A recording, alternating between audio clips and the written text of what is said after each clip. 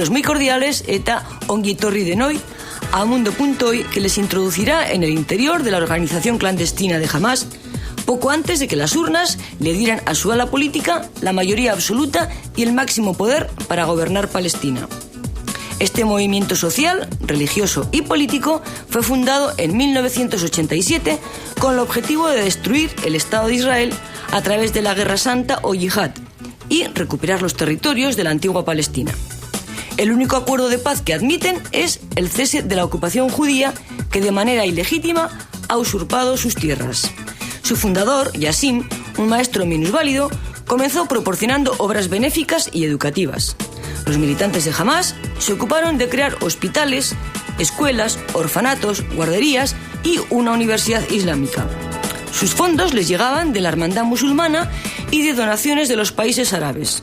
Su extensa red social se llenó de niños, ancianos, alumnos y millares de desesperados que después de 58 años de ocupación padecían la miseria, la humillación, la violencia y el confinamiento en los campos de refugiados.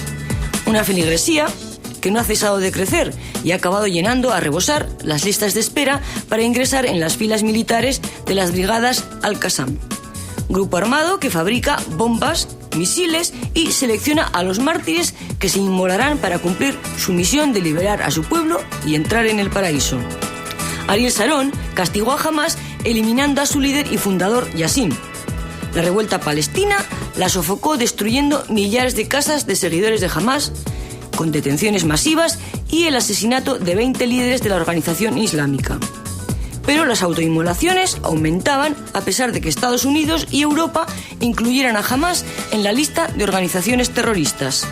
Y mientras la práctica de operaciones suicidas desborda a Israel, el ala política de Hamás opera abiertamente en las calles sin necesitar la clandestinidad. Su portavoz político, Khaled Meshal, asegura que la resistencia armada seguirá siendo una alternativa hasta que cese la ocupación. Quieren recuperar los derechos palestinos y crear un verdadero Estado soberano. Mientras tanto, afirma que no habrá ni paz ni estabilidad.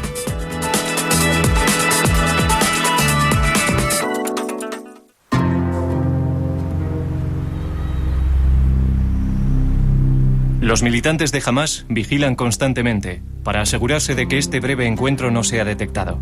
Hemos tardado meses en acceder a uno de los grupos más controvertidos y secretos del mundo. El movimiento de los muyahidines ha sido siempre muy restringido. Sabemos que el enemigo tiene capacidad para intervenir nuestras líneas de comunicación y localizarnos.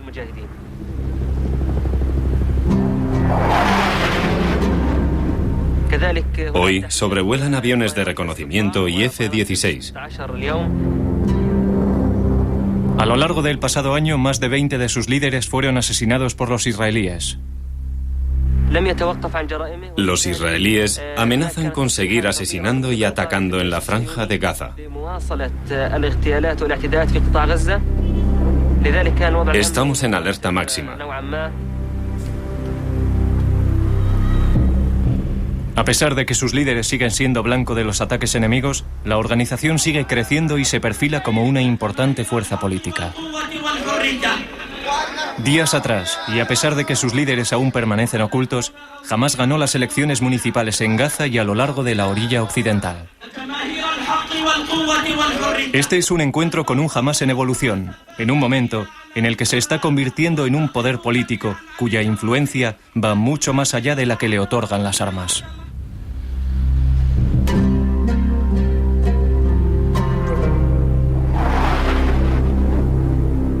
Hamás, detrás de la máscara.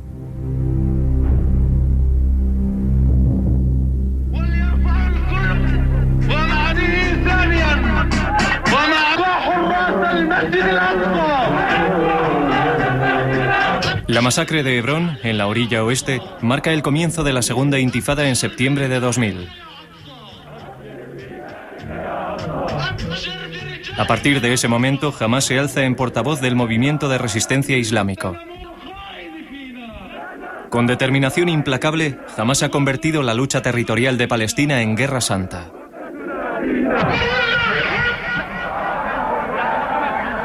Hamás fue fundado en 1987 con el objetivo de destruir el Estado de Israel por medio de la yihad, entendida como Guerra Santa, e izar la bandera islámica en cada centímetro de Palestina.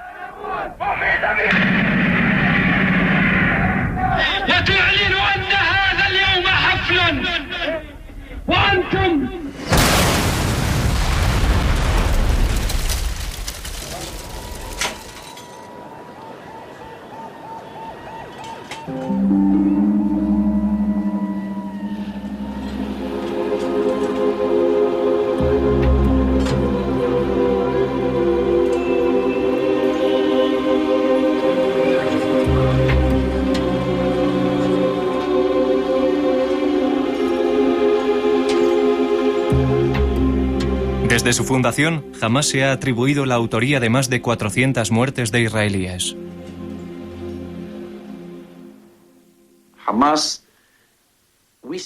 Consideramos a Hamás como una organización terrorista que está asesinando en nuestras propias calles. ¿Por qué lo hacen? Porque quieren venganza. Esa es la única y verdadera razón. No estoy de acuerdo con lo que hacen. Es cierto que a veces cometen actos terroristas, pero no me atrevería a afirmar que eso les convierta en una organización terrorista. Si estás de parte de los israelíes, crees que los de Hamás son terroristas. Si estás de parte de los palestinos, entonces piensas que Sharon es el terrorista.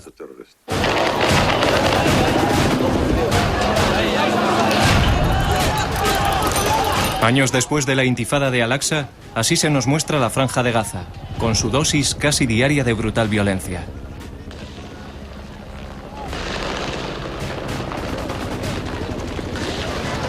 En Palestina, uno de los países con mayor densidad de población, jamás no podría actuar si no contara con el apoyo de su pueblo. Nosotros somos un movimiento popular. Trabajamos abiertamente.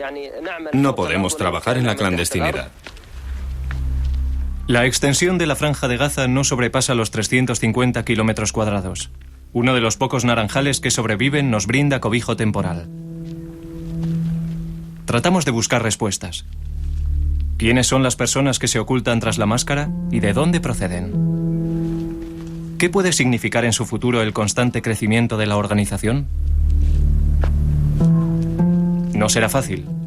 Años de represión ejercida tanto por parte de las autoridades israelíes como por las palestinas les han enseñado a moverse como una sociedad secreta, basada en células de 3 miembros. Las brigadas Al-Qassam eligen a sus guerrilleros entre aquellos que mejor respondan a las cualidades exigidas. Nadie se alista.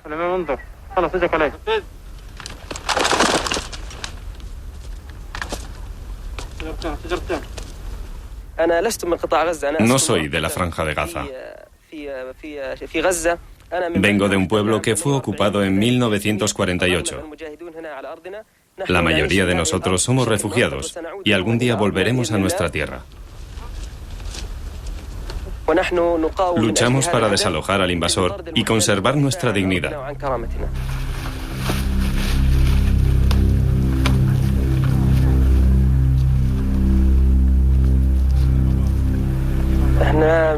Usamos estas máscaras durante las operaciones militares. El resto del tiempo llevamos una vida normal. Algunos de nosotros somos estudiantes. Hay médicos, ingenieros y otros son simples obreros.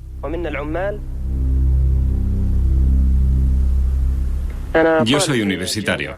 ¿En la Universidad Islámica? Sí. ¿Qué estudia? Es cuanto voy a decir.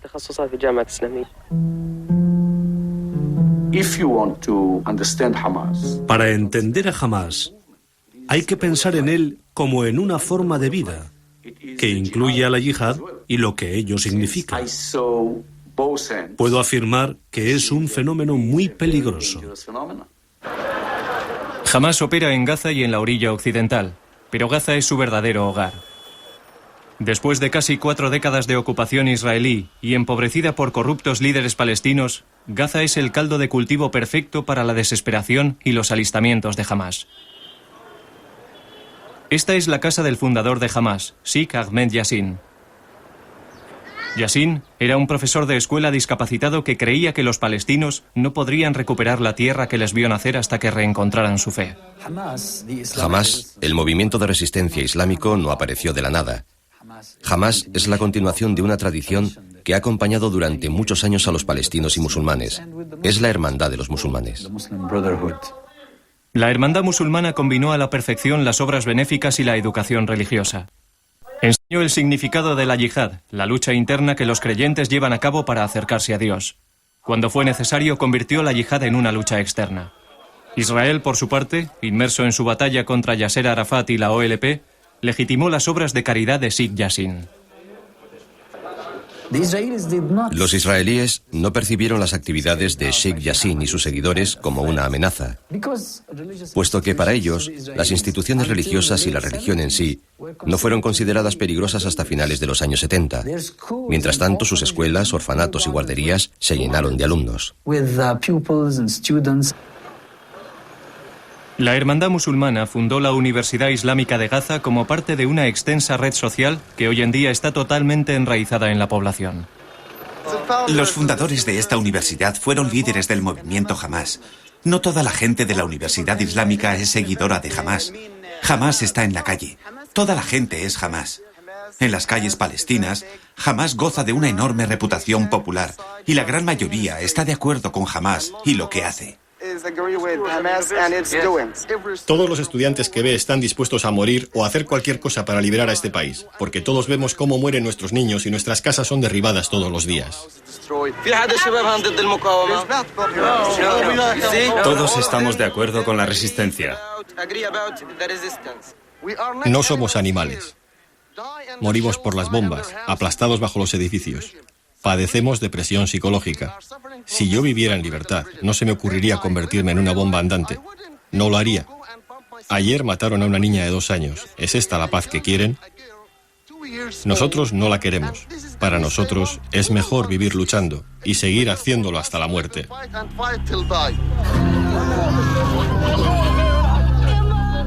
Septiembre de 2004.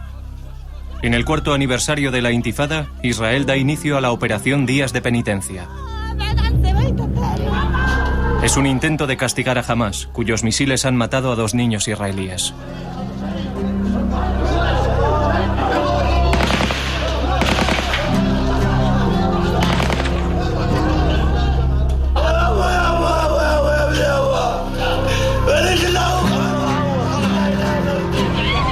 Durante los 10 días siguientes mueren más de 120 personas. Al contrario que Hamás, las operaciones israelíes no contemplan ataques a civiles. Pero pocos palestinos aprecian la diferencia. La popularidad de Hamás crece allí donde hay desesperación, pobreza y violencia. La imagen religiosa de Hamás tiene profundas raíces psicológicas. Hicimos un estudio con 3.000 niños en Gaza y averiguamos que casi el 45% de ellos había presenciado palizas y humillaciones sufridas por sus padres a manos de soldados israelíes. La figura paterna se debilita, se vuelve indefensa. El efecto de todo esto sobre los niños es muy grave, pues llegará la adolescencia y el momento en que el grupo de amigos reemplace psicológicamente a la figura del padre. Es en ese momento cuando Hamás aparece en sus vidas, asumiendo el papel del padre que les socorrerá y cuidará de ellos. Los niños asocian todo esto con la figura del último padre, Dios. Al contrario que a sus padres, a Dios no se le puede humillar. Dios representa la dignidad. A Dios no se le puede derrotar como derrotaron a sus padres, porque solo Dios es invencible. E incluso si mueres por Dios, no mueres realmente.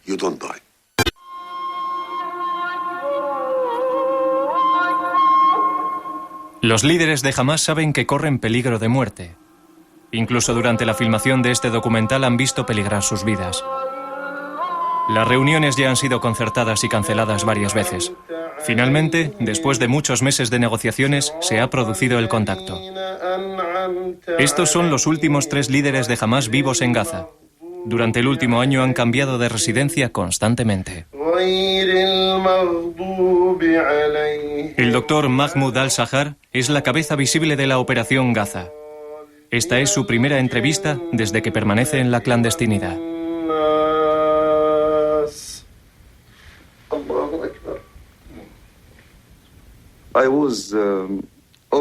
Yo ya he sido asesinado por los israelíes.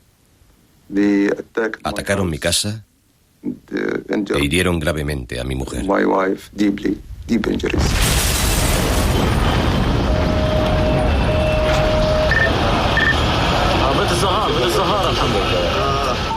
Estas son imágenes del bombardeo a la casa del doctor Sahar.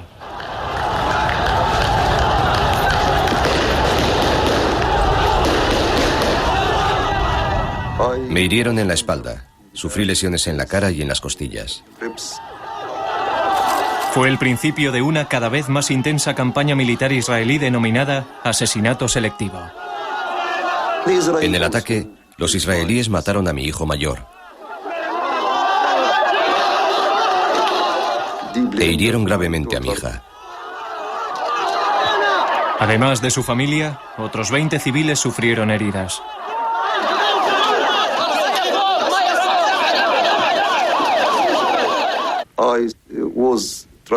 En aquel momento la gente me ayudó según su voluntad. Me trasladaban de un lugar a otro, de una casa a otra. Todos querían ayudarme personalmente y todos me mostraban su apoyo. Hoy en día seguimos viviendo en las mismas condiciones que entonces. Nuestra meta es difícil, pero es noble, y estamos dispuestos a sacrificarnos por ella. La gente entrega sus vidas para liberar a su pueblo.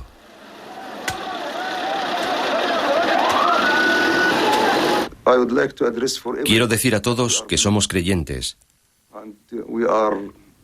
y estamos profundamente comprometidos con el Islam. Somos el ejemplo de que el Islam es la solución a todos nuestros problemas, como personas, como familia, como organización y como asunto nacional. Créame, no tengo miedo. Tomamos precauciones, pero no tenemos miedo. Si tuviéramos miedo, nunca conseguiríamos nada. Mientras Sahar en la clandestinidad dirige la operación Gaza desde su ordenador y su móvil, el ala militar Al-Qassam recibe sus propias órdenes. El campo de refugiados Jabalilla es una de sus fortalezas. Allí sus militantes almacenan bombas caseras y misiles para usar contra los tanques israelíes que han sitiado el campamento. En los últimos 4 años, Hamás, responsable de un elevado número de víctimas israelíes, se ha convertido en líder indiscutible de todas las facciones militares palestinas.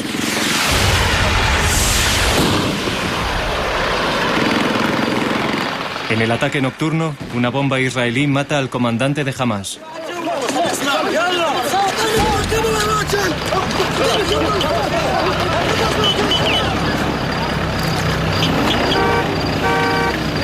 Es una guerra de sombras. Sus hombres desaparecen, mezclándose con la oscuridad de la noche. Los guerrilleros urbanos se quitan sus máscaras y simplemente desaparecen.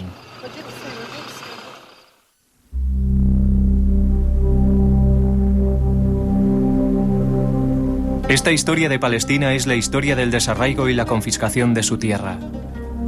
El legado amargo de la traición.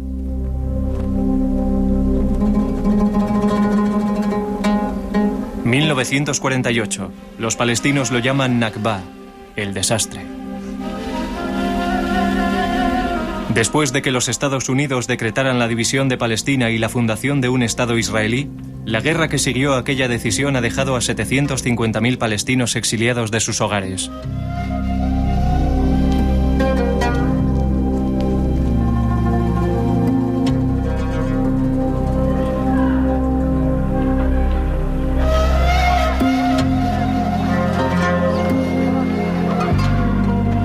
Es aquí, en los campos de refugiados, donde Hamás cuenta con su mayor apoyo en aquellas personas que siguen guardando la llave de sus casas.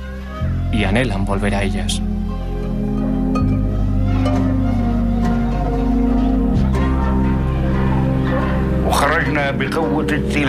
Mi mujer y yo abandonamos nuestra casa juntos bajo la amenaza de los disparos.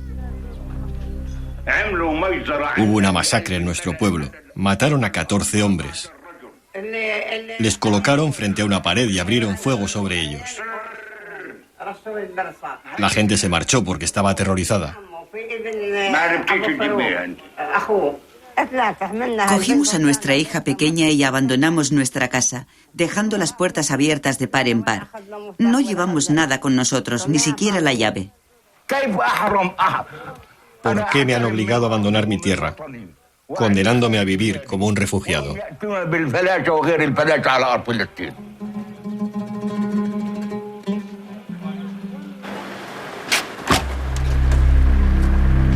El ala política de Hamás es el centro neurálgico de la organización. Sus miembros se desplazan por diferentes capitales árabes. Khalid Mesal acordó reunirse con nosotros en un lugar sin especificar en alguna parte del Líbano. Nos quitaron la cámara. Lo que van a ver es una recreación de lo que ocurrió entonces.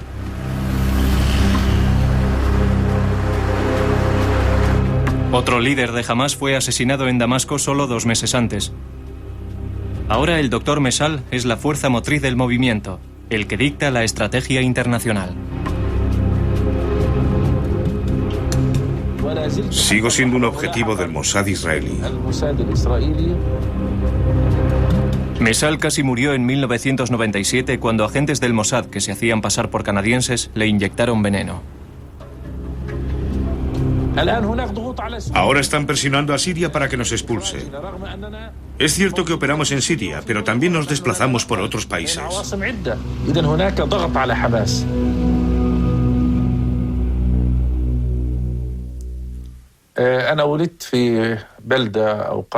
Nací en un pueblo que se llama Silwad, en la orilla occidental, en 1956.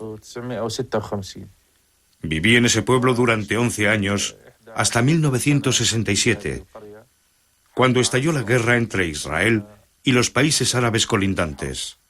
El resultado de aquello fue una gran catástrofe humana. Cientos de miles de palestinos fueron expulsados de sus propias casas.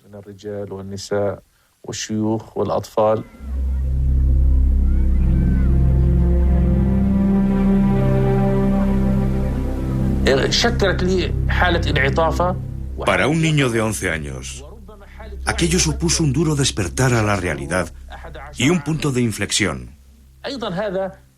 Dejó una huella permanente en mi memoria, en mi subconsciente y en mi yo interior. Desde entonces, siento que tengo que poner fin a esta situación. Encontrar la manera de que mi pueblo regrese a Palestina y transformar la debilidad palestina, el sufrimiento palestino, el desarraigo palestino en un motivo de fuerza. Es una motivación basada en la justicia que necesitamos los palestinos agredidos por los israelíes. Me transformé mental, emocional y psicológicamente. Fue entonces cuando dieron comienzo la planificación y las acciones que con el tiempo desembocaron en la formación de Hamás. A mediados de los 70, yo todavía era un estudiante en la Universidad de Kuwait. Khalid Mesal cursaba estudios de física, pero soñaba con la política. Él y sus amigos en la hermandad decidieron ayudar al movimiento de Yassin desde Kuwait. Algunos encontraron su camino en el marxismo, otros en el nacionalismo. Pero yo, como palestino, no veía ninguna diferencia entre ser un nacionalista palestino a la vez que un musulmán con fuertes convicciones religiosas. El Todopoderoso Alá otorgará una gran recompensa a aquel que ponga fin a la agresión, al que luche contra los invasores, al mártir, al que reconforte a los heridos, los niños y los huérfanos, y a todos aquellos que sufran la ocupación.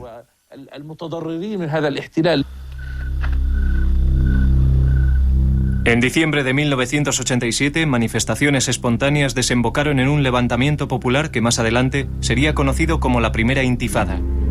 Yassin y sus seguidores eligieron este momento para anunciar el nacimiento de Hamás. En 2004, Hamás gozaba del fervor popular. Sus líderes habían afirmado que jamás lucharía contra otras facciones palestinas. Su labor de resistencia armada y la ejecución de obras benéficas como esta guardería para niños necesitados situaba a Hamás cada vez más cerca del pueblo. Esta es una guardería islámica en la que todos los palestinos tienen plena confianza. Hay 2.000 niños.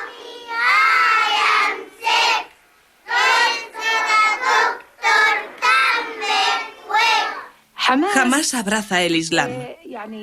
Aquí educamos a los niños en los valores islámicos, pero no esperamos que se alisten en Hamás. Dicen que criamos a los niños en estas instituciones para obligarlos a optar por Hamás. Queremos educarles conforme al Islam, pero de ellos depende si deciden unirse a Hamás o no. Pero los palestinos moderados, especialmente las mujeres, temen el surgimiento de un Estado islámico. Nuestra historia demuestra que nunca fuimos fanáticos religiosos. Nunca fuimos fundamentalistas. Pero la ocupación nos está poniendo contra la espada y la pared. Para muchas personas, la única opción es unirse a Hamás. La cuestión es que están influyendo en los jóvenes y que nosotras estamos en contra. No es solo que las mujeres se verán afectadas negativamente por el triunfo de Hamás. Peor aún, toda la sociedad se convertirá en una sociedad no democrática. Es nuestra misión. Ser mártir es una misión. Llevar un velo es una misión. Todo cuanto hacemos es una misión que consiste en divulgar el Islam.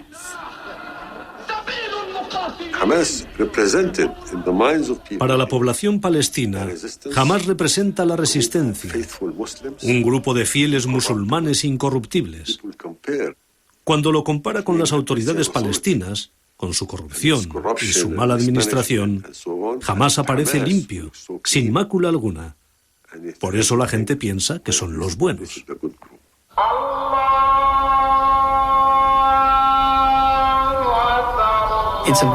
Debido a la ocupación y por supuesto a cuestiones de seguridad, se trata de una organización extremadamente secreta.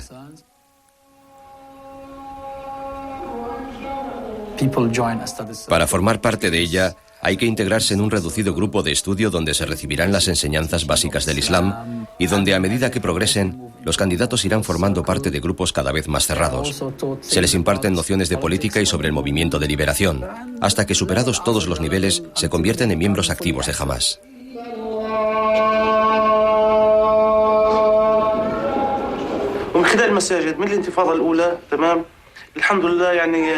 Desde la primera intifada, comencé a participar en las actividades de Hamás a través de las mezquitas.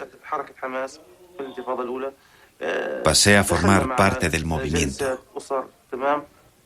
Más tarde, fui elegido para integrar la facción militar, las brigadas Al-Qassam. Hamás puede estar orgulloso de la familia Farahat. Ghussam fue herido al disparar un cohete y pasó varios años en una cárcel israelí. Su hermano mayor, Nidal, fue quien diseñó los cohetes Qassam. Fue asesinado por los israelíes, pero no antes de reclutar a su hermano menor, Mohamed. Nidal eligió a Mohamed porque le quería mucho. Quería que fuese un mártir y pudiera entrar en el paraíso. Había 4 candidatos para llevar a cabo la operación. Así que le escribí una carta implorándole que eligiera a Mohamed. Mariam Farahat vio realizado su deseo. Mohamed tenía 17 años cuando fue elegido para la operación suicida.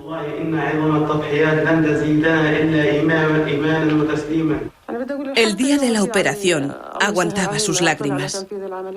Yo sabía que su agonía por mí encendía su corazón. Yo sentía lo mismo por él.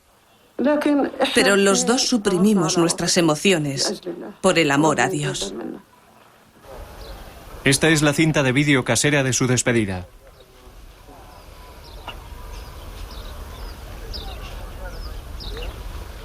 Su marcha no fue nada fácil para mí. Dado que el Islam condena el suicidio, Hamás describe las misiones como sacrificios, extendiendo el mensaje de la necesidad del martirio entre sus miembros. No me arrepiento. Estoy dispuesta a sacrificar más aún. Mohamed logró infiltrarse en una colonia judía y matar a 5 estudiantes antes de ser abatido a tiros. Fue la práctica de operaciones suicidas lo que convirtió a Hamás en sinónimo de terror y lo que cambió la faz de la guerra.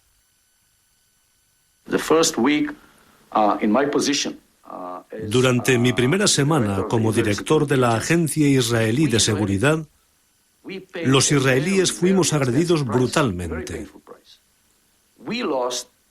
Se perdieron 55 vidas, todas civiles, en diversos atentados contra autobuses ocurridos en nuestras calles.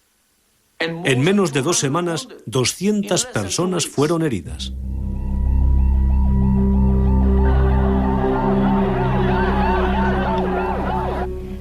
¿Puede un hombre de religión como usted defender la moralidad de un ataque suicida con bomba? No importa cuán justa sea la causa palestina. Es atroz que jóvenes hagan detonar bombas para matar en Israel a mujeres y niños inocentes. Si usted mira con un solo ojo, deberé mostrarme de acuerdo con su postura. Pero si lo hace con los 2 ojos, verá también nuestras miserables condiciones. ¿Cuántos niños palestinos han muerto en los últimos 4 años? Más de la mitad de los palestinos heridos son niños. El día que los israelíes dejen de atacar a nuestros civiles, nosotros dejaremos de atacar a los suyos. Sabemos que mucha gente en el mundo no comprende la cuestión de las operaciones suicidas y el martirio. Sabemos que al llevar a cabo estos actos nos arriesgamos a perder su simpatía, pero preguntamos, ¿cuál es la alternativa?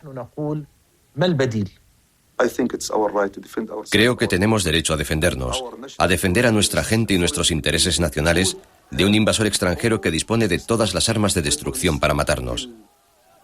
No contamos con las mismas armas que nuestro enemigo.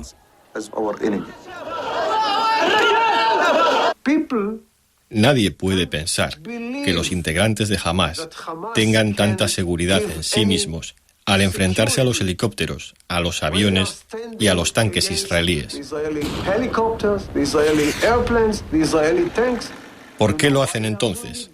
Porque quieren venganza. Esa es la verdadera razón. Preguntamos a Khalid Mesal por la finalidad de las misiones suicidas. Con esas misiones, decimos a Israel que tiene que elegir la seguridad para su pueblo a cambio del fin de la ocupación. Si insiste en la ocupación, nunca tendrá seguridad. Israel no puede ocuparnos y sentirse seguro. Ese es el mensaje.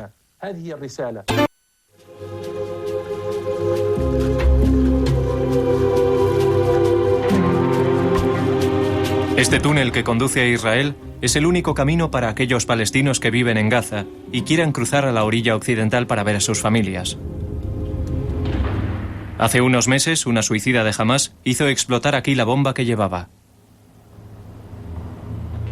Es el ciclo sin fin de cualquier ocupación. El miedo desemboca en brutales toques de queda que a su vez conducen a la ira colectiva.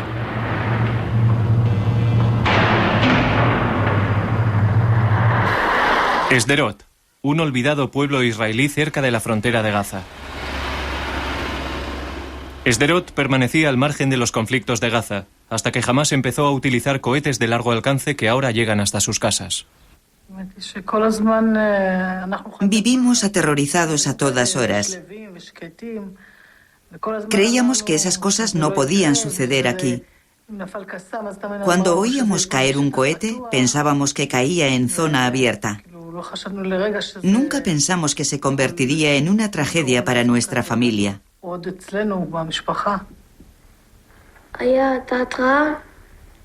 Oímos una sirena.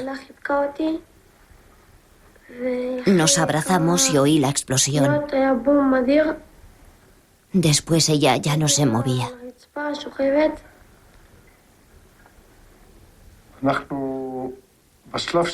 En el hospital nos dijeron que estaba muy mal.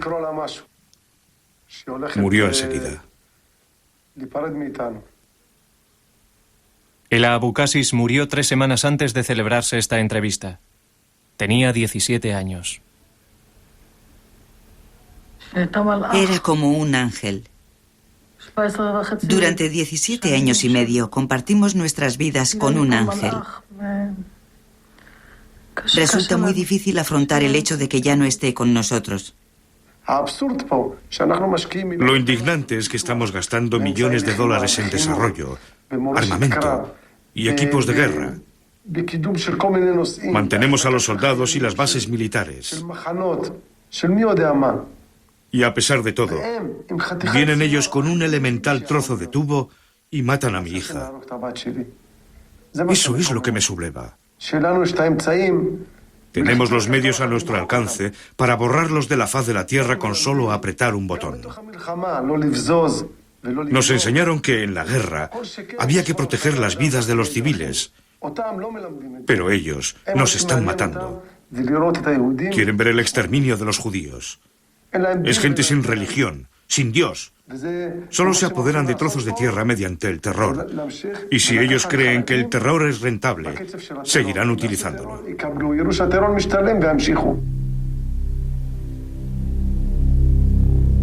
Aquí, la muerte no respeta las fronteras. El dolor, como un río oscuro, fluye tanto a un lado como al otro.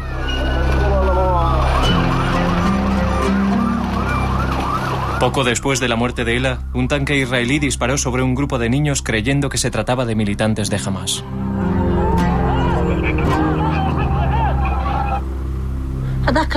Sucedió el primer día de las vacaciones. Los niños estaban contentos, anticipando quizá la fiesta musulmana. Estaban aquí jugando con sus amigos en este invernadero de fresas. Jugaban entre los plásticos cuando un tanque israelí les disparó.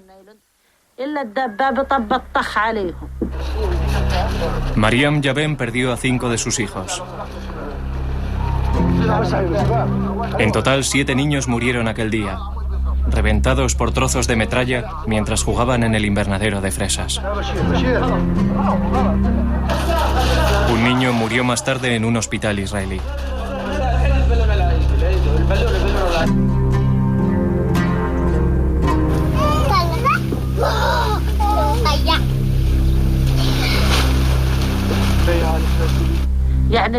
Visito a mis muertos en el desierto y lloro hasta que no me quedan más lágrimas. Sería diferente si hubiera perdido a un solo niño. Quizá hubiera podido perdonar a Dios. Pero cuando los niños muertos pertenecen a la misma familia, el dolor resulta insoportable. Tiene solo 4 años, pero se acuerda de todo. Sufrirá el resto de su vida. El recuerdo le rondará como un fantasma toda la vida. Se despierta por las noches gritando y llorando. Los vio morir reventados por la metralla.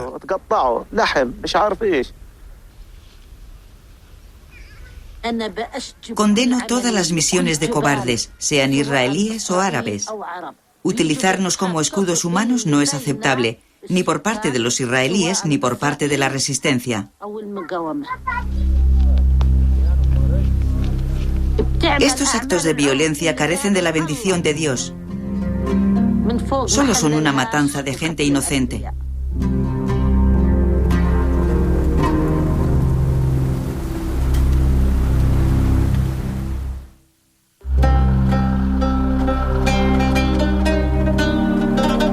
Este punto fronterizo protegía una de las 3 principales colonias judías que dividen la Franja de Gaza.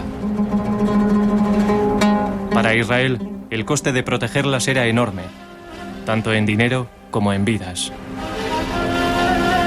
Para los palestinos significa pasar la vida encerrados en una cárcel virtual.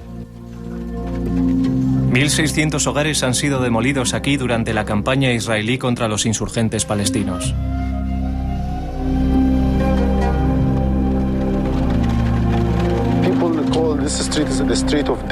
La gente llama a esa calle la calle de la muerte, porque más de 62 personas han perdido la vida aquí por disparos aleatorios procedentes de los puestos militares.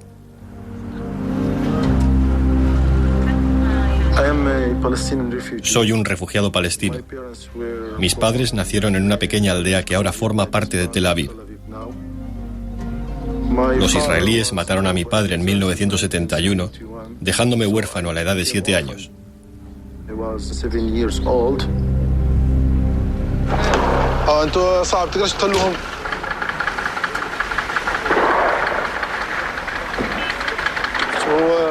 Hay que tener cuidado.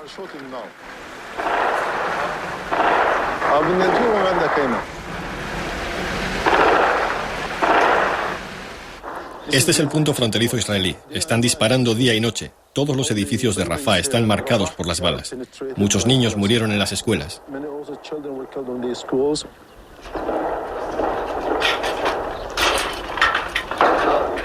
En 1987, Hamás promovió un movimiento de protesta popular contra la ocupación. Participé en esas actividades y trabajé en la intifada durante 1 año y medio. Después de aquello, fui arrestado por las fuerzas israelíes y encarcelado durante 5 años. Pero dentro de la prisión creamos otra red. Convertimos la cárcel en una universidad. De esa forma, mucha gente se hizo consciente de nuestro conflicto y del movimiento sionista. Intentamos adaptarnos a cualquier cambio para que la lucha continuara y para no transmitir a Israel la sensación de que nos habíamos vuelto débiles. Quizá los palestinos tienen algo extraordinario. Cuando Israel intentó evitar el tráfico de nuestras armas, la gente se escondió bajo tierra. Hamás está excavando túneles aquí, bajo la frontera con Egipto. Han excavado una enorme red de túneles que hacen que los expertos israelíes teman un nuevo tipo de conflicto.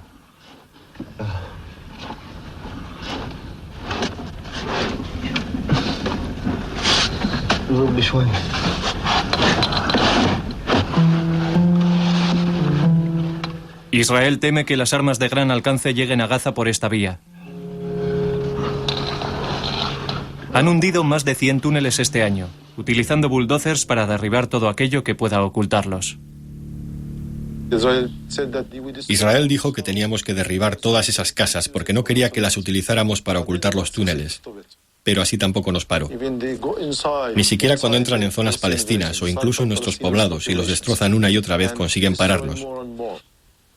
De vez en cuando descubren un túnel, pero hay otro al día siguiente. Nos costó 4 meses excavar un túnel por debajo de un puesto militar israelí. Hamás graba estas misiones en vídeo como otra forma de guerra psicológica. Por la muerte de nuestros hermanos en Nablus, en Jenin. Diciembre de 2004. 2 militantes listos para acometer un nuevo tipo de misión suicida. Vamos a luchar contra vosotros con un método que no habéis visto antes. Nos acercaremos y saldremos desde debajo de la misma tierra. Colocados debajo de un puesto militar israelí, se preparan para detonar 1,5 toneladas de explosivos.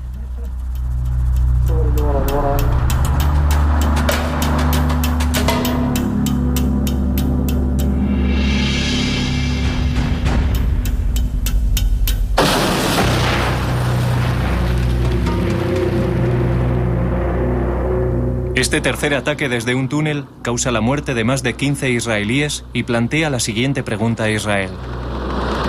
¿Qué precio está dispuesto a pagar el Estado de Israel por su seguridad?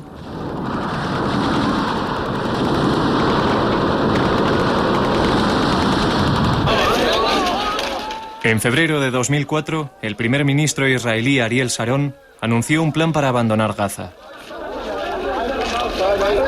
3 semanas más tarde envió un mensaje a Hamás. Un misil israelí acabó con la vida de Sig Ahmed Yassin cuando abandonaba una mezquita israelí tras sus oraciones matinales. Al asesinarlo, Israel se hizo merecedor de la condena internacional y corrió el riesgo de enfurecer aún más a la población palestina. Pero Israel no quería que jamás se proclamara victorioso de su abandono de Gaza, así que tomó una decisión con el Consejo de Expertos en Contraterrorismo, entre los que se encontraba el doctor Yohanan Soref. Creo que la mejor manera de poner fin al terror es matar al hombre responsable de él. Solo a ese hombre, solo al terrorista. Es la única manera de pararlo.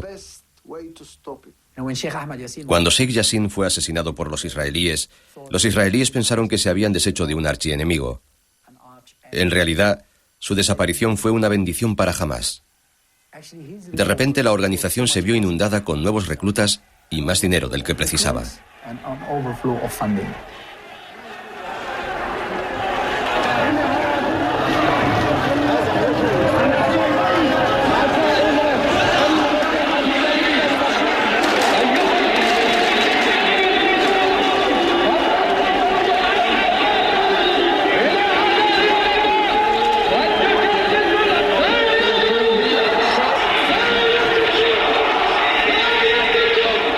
La ira palestina y el apoyo a Hamás seguirían en aumento 3 semanas más tarde, cuando Israel golpeó de nuevo matando al sucesor de Yassin, el doctor Abdul Rantisi.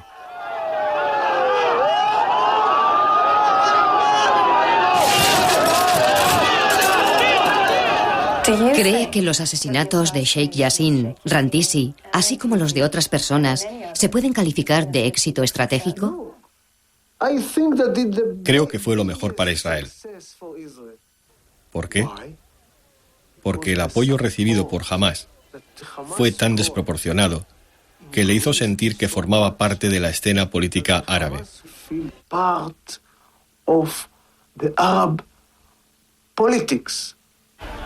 La cuestión más importante para Israel es que Hamás se convirtió en un movimiento político y dejó de ser un movimiento de resistencia. Hamás cabalgará sobre esa ola de apoyo y entrará a formar parte de la política.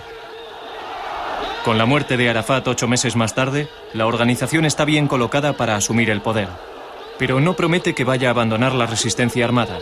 Muchos israelíes, incluyendo al exjefe de la Seguridad Nacional, ya no creen que la violencia sea la mejor forma de combatir la violencia.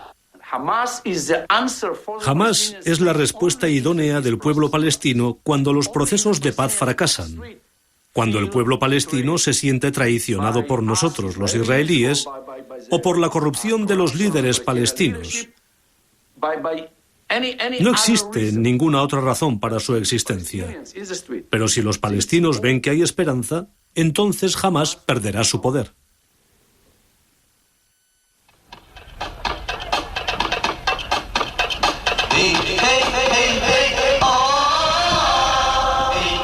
En 2005 ve el nacimiento de una nueva era. Con la desaparición de Arafat y Abu Mazen, elegido como primer ministro, se respira una frágil tregua. Hamás tiene la clave del éxito.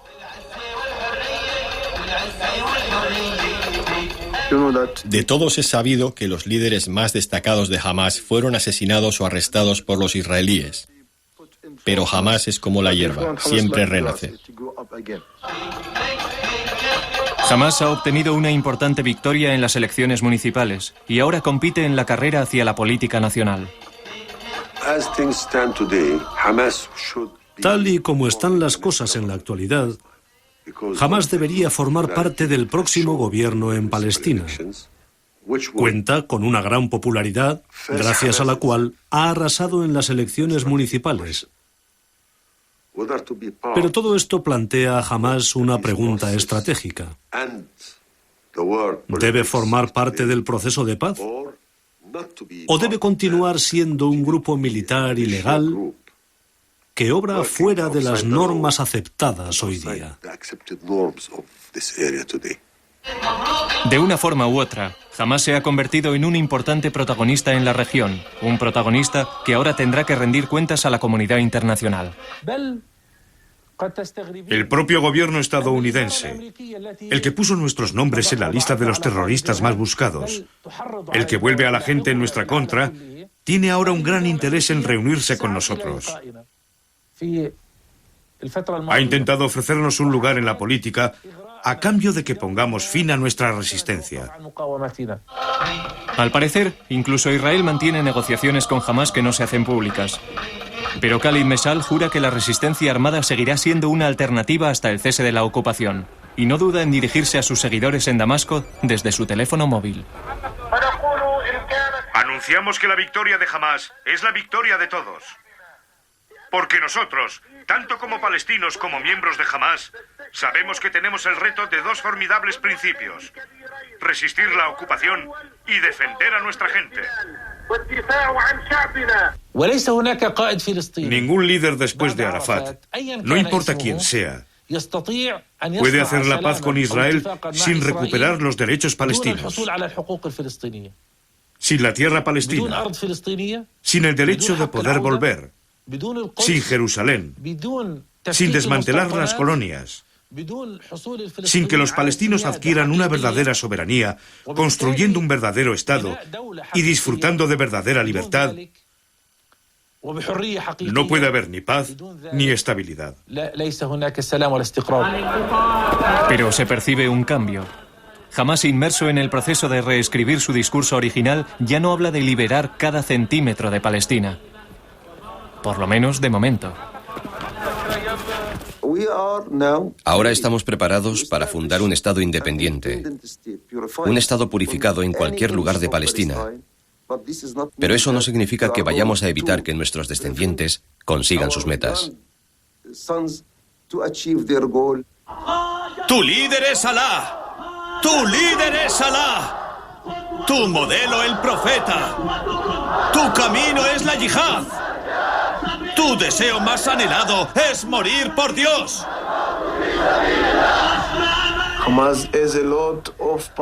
Hamás tiene todavía el poder suficiente para continuar con sus misiones terroristas. Pero hay que tener en cuenta los cambios que se están viviendo. Este no es el Hamás de hace un par de años, ni siquiera el de hace un año. Asistiremos a las nuevas etapas de Hamás, pero Hamás no cambiará nunca. ¡Tu movimiento es Hamás! ¡Tu facción la hermandad! ¡Tu facción la hermandad! ¡Tu facción la hermandad!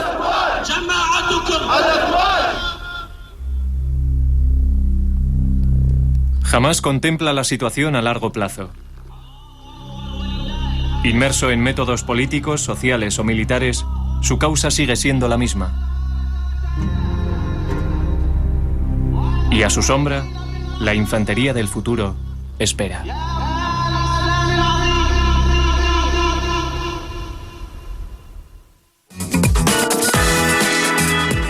El triunfo electoral de Hamás ha inquietado a los aliados de Israel, Estados Unidos y Europa. La amenaza de privarles de los 500 millones de euros anuales que Europa enviaba al Fatah les importa poco, ya que consigan sus propios recursos, principalmente de árabes de Estados Unidos. No están dispuestos a abandonar las armas ni a reconocer el Estado de Israel. Al contrario, quieren unificar las armas y milicias de los grupos políticos y crear un ejército como cualquier Estado independiente. Las urnas de Palestina han resultado inflamables para un mundo que se estaba acostumbrando a vivir y a contemplar la liquidación de Palestina a golpes de fuerza, muros, bombardeos y acuerdos de conveniencia. Una irrupción política que presagia pocas luces en el camino de la justicia. La próxima semana les acercaremos los acontecimientos que se desencadenaron después de los atentados en las Olimpiadas de Múnich en 1972. En la Villa Olímpica murieron 11 atletas judíos a manos de un comando palestino denominado Septiembre Negro. Durante los días de la matanza, la primera ministra de Israel, Golda Meir, ordenó al servicio secreto de inteligencia Mossad capturar y asesinar a cuantos hubieran participado en la planificación y ejecución del atentado. Una persecución que duró 7 años y eliminaron a 25 palestinos en diferentes países del mundo. Algunos sobrevivientes reconstruyen esta larga venganza. Hoy les damos las gracias por habernos acompañado a conocer algunas de las facetas de la organización política, religiosa y armada de Hamás que ha ganado las elecciones en Palestina. Hasta dentro de 7 días. Mientras tanto, que el día a día les abra las puertas al reconocimiento y que reciban el aprecio a su talento y a sus esfuerzos. Hasta el domingo que viene. Agur.